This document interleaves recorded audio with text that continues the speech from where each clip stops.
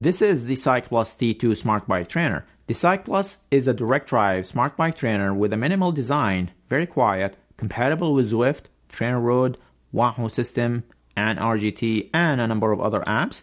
It comes with an impressive set of features that could make it a very strong contender in this space and in this price range. The Cyclus T2 costs $999. So I have been using the Cyclus for quite a while now, and I must say, I have been quite impressed with this trainer. The Cyclus T2 is an ANT Plus FEC and Bluetooth FTMS compatible, so it can be controlled by any cycling app that supports these communication protocols. It broadcasts power, speed, and cadence. It supports erg and sim mode riding. It can simulate hills up to 15% and up to 2200 watts, all within an impressive 1% power accuracy. And it does not require calibration, so you can just get on and ride and not have to worry about stopping to calibrate the trainer, which is really nice. You'll also notice that the Cyclus T2 uses a very similar flywheel technology found in the Tacx Neo. Actually, if you squint hard enough, you might think this is a Tacx Neo flywheel, but this one looks shinier and uses 50 neodymium magnets rather than the traditional build design you find in most trainers. These magnets are what control the flywheel to provide dynamic inertia and control resistance. The Tacx Neo uses 32 neodymium magnets, in case you were wondering, but the Cyclus flywheel is actually smaller than the Neo. And speaking of features that I really like, the Cyclus is self-powered. Yep, it does not require power to operate, so you can throw that power cord away and it will work just fine. Actually, do not throw it away just yet. You will need it to upgrade the firmware. The other thing it wouldn't do without it being plugged into power source is it won't simulate descents. So for example, if you're riding in sim mode and going down a descent, the flywheel will spin on its own.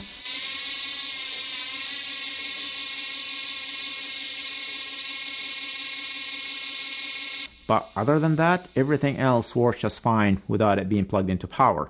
This is nice because if you want to take it to a race, put it outside on the patio for a little change in scenery, or take it to a pool to do swim, bike, a brick type workout, you do not have to worry about finding a power outlet close by. The T2 trainer is designed to be compatible with most bikes, including those with disc brakes, quick release, and through axle adapters.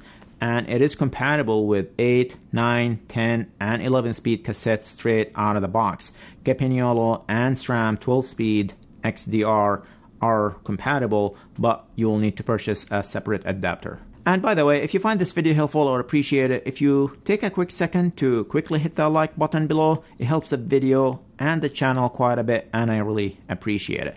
And speaking of cassettes, the Cyclus T2 comes with an 11-speed cassette already installed. So if that is what your bike has, you should be able to just attach the bike and ride. Also, you will find all the different adapters that you might need for different axle width and a 1.8mm spacer included in the package. It comes with an ANT Plus key and an ANT Plus key extender, which is nice if you use ANT Plus. It also comes with a floor mat. This is the first trainer that I have seen that comes with a floor mat, so nice little touch by Cyclus. As for setting up the trainer, there's really nothing to it. As long as you do not need to install a different cassette, all you need to do is remove the rear wheel off your bike and attach the bike to the trainer, and off you go. No calibration is needed. The only thing that you might need to do is install the Cyclus app to make sure you have the latest firmware installed, and if you do, then you're good to go. The design of the T2 features an X-shaped support base with 4 legs that easily unfold and sits on 8 silica gel pads and metal plate construction. What this does is it allows for around 8 degrees of movement left to right for increased comfort, much better than having a rigid trainer design. And the T2 only weighs 33 pounds, which is light for a direct drive trainer, but that does not take anything away from its stability or solid construction.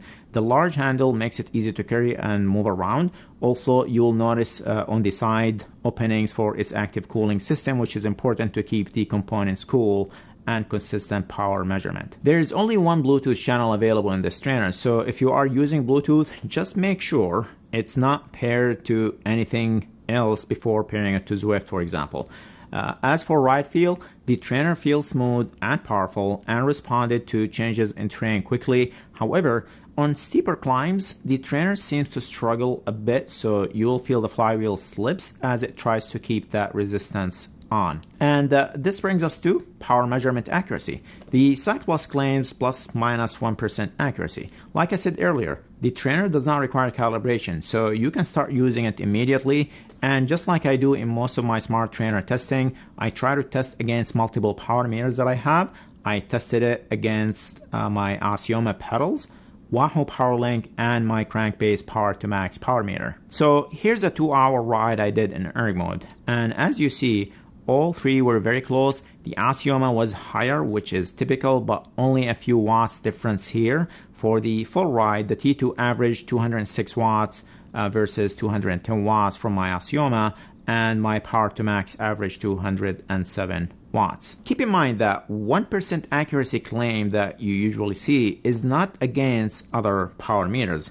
A good power meter has a 1 to 2% variance in measurement depending on the power meter and where the power is measured. So in the case of the Cyclops, if your true power is 200 watts, the Cyclops will measure somewhere between 196 to 204 watts. So when I compare the data between different power meters, I am looking for patterns and looking for them to be close to each other. So let's take a look at another ride. Towards the end of this 2-hour and 20-minute ride, I was just riding along for the last 20 minutes. Again, everything looks good here. The Cyclops measured a bit higher in this little section here for a few seconds, but nothing too crazy. The Cyclops measures cadence as well, and it is super good, just really solid numbers. Let's talk about erg mode. The majority of my riding is usually done in erg mode, and the Cyclops has been really solid again. Quick to respond to interval changes and super smooth at the same time. Switching resistance between intervals was quick, but smooth at the same time. It doesn't matter which gear I used, whether the small chainring or big chainring, it worked just fine. Early on in my testing, I discovered an issue when using erg mode and pedaling at low cadence. The resistance dropped and did not go back up to the prescribed watts. However, after I communicated this issue with Cyclops, they addressed it quickly and released a new firmware to address this issue, and now it just seems to work just fine. So overall in erg mode, it is very solid. And the Cyclops T2 is super quiet.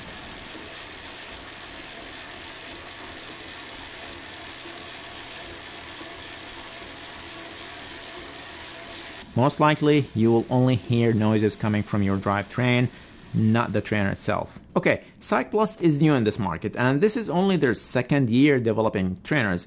Second trainer. But I am overall happy to report the Cyclops T2 trainer is an overall solid trainer. It doesn't feel like the company tried to cut corners. They seem to have an understanding where the bike trainer market is heading, and they made a trainer that is well built, quiet, accurate, does not require you to calibrate, lightweight and portable, and can be run with no external power. The only thing I would add probably is multi-Bluetooth connection. But overall, this is definitely a trainer that you should consider if you are shopping for a new direct drive trainer. I will leave links in the description below to where you can purchase one. Currently, it seems that you can only purchase it directly from their website, and it will ship for free directly from their home base in China. Okay, hope you find this video helpful. Remember to hit the like button, and if you are still watching and have not subscribed yet, then you know what to do. Thank you for watching, and see you guys in the next video.